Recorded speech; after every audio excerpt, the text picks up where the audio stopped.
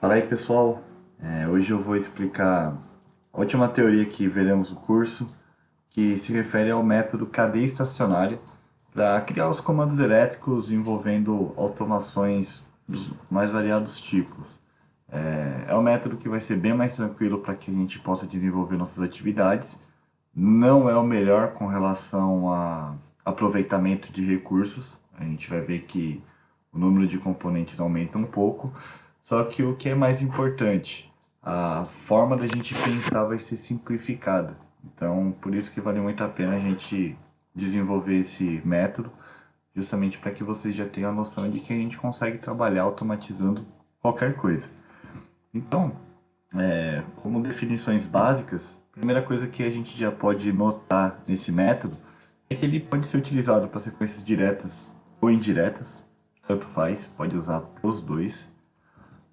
As válvulas direcionais, elas podem ser de simples ou dupla solenoide, ou seja, aquela que tem o retorno por mola, ou aquela que precisa de acionamento elétrico dos dois lados para fazer a pilotagem e mudança de direção do ar comprimido. E para iniciar o método, a gente precisa dividir a sequência de movimentos em passos.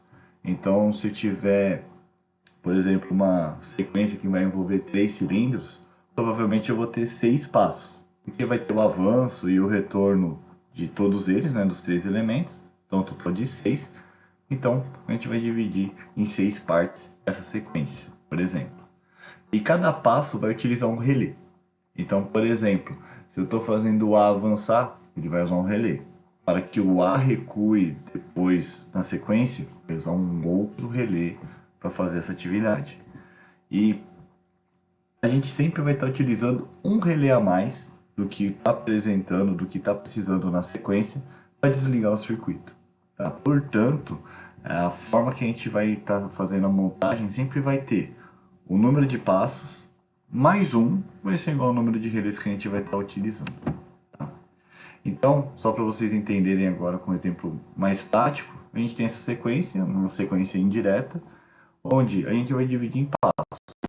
Então, lá é um passo, o avanço do B é outro passo, recuo do B é mais um passo e o retorno do A é o quarto e último passo. A gente vai ter então o relé K1 para fazer o avanço do A, K2 para o B, K3 para o retorno do B e para o retorno do A, o K4. E somando mais um, a gente tem o K5. Tá? Então vamos usar um quinto relé justamente para desligar o K1, que vai desligar o K2, que vai desligar o K3, que vai desligar o K4. Por isso que é uma sequência em cadeia. Tá? A gente liga em cadeia, desliga em cadeia. Um depende do outro para fazer os acionamentos e desarmes.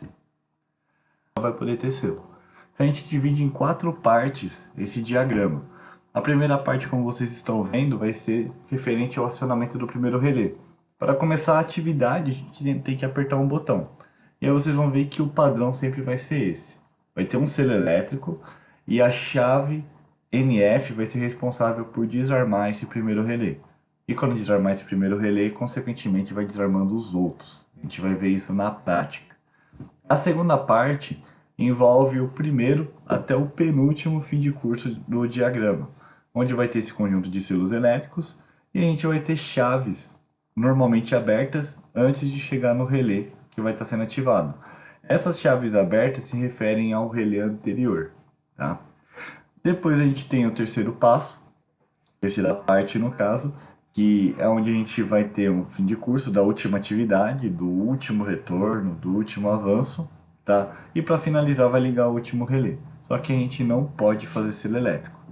E a quarta parte envolve as solenoides. Então, depois que a gente preparou todos os relés que a gente precisa para nossa automação, aí sim a gente começa a fazer o acionamento das solenoides. Então, vai ser um padrão, principalmente para válvulas de simples solenoide, com retorno por mola no caso, vai ser sempre começando com uma chave aberta, uma chave fechada e depois aparece a solenoide.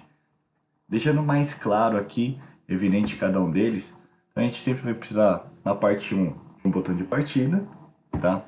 Para ligar o primeiro relé, e a gente vai fazer o selo elétrico dele. Sempre o selo elétrico utiliza a chave do próprio relé que acabamos de ligar. E a chave fechada sempre vai ser referente ao último relé da nossa sequência. Tá? Então, se eu tiver uma sequência com 8 movimentos, seria o relé 9. E assim por diante. No nosso caso, vai ser o K5. Da parte 2, que começa com o primeiro e vai até o penúltimo fim de curso, a gente vai ter esse modelo agora, onde temos os fim de curso, sensores, temporizadores, né, para fazer automação. Vai ligar do relé K2 até o penúltimo do movimento, selo elétrico com o relé atual, e a chave aberta que está sendo apresentada é referente a um contato do relé que foi ligado anteriormente na sequência. Tá? Esse é um padrão que a gente precisa anotar.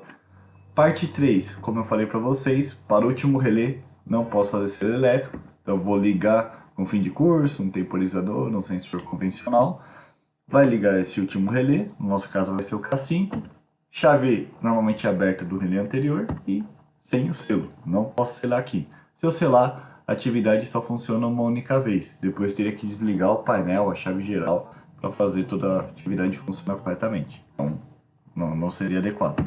E a quarta parte, como eu falei para vocês, é o acionamento da solenoide. Então vai ter sempre uma chave aberta para ligar essa solenoide e uma chave fechada para que a gente possa desligar no momento adequado. Depois a solenoide em si.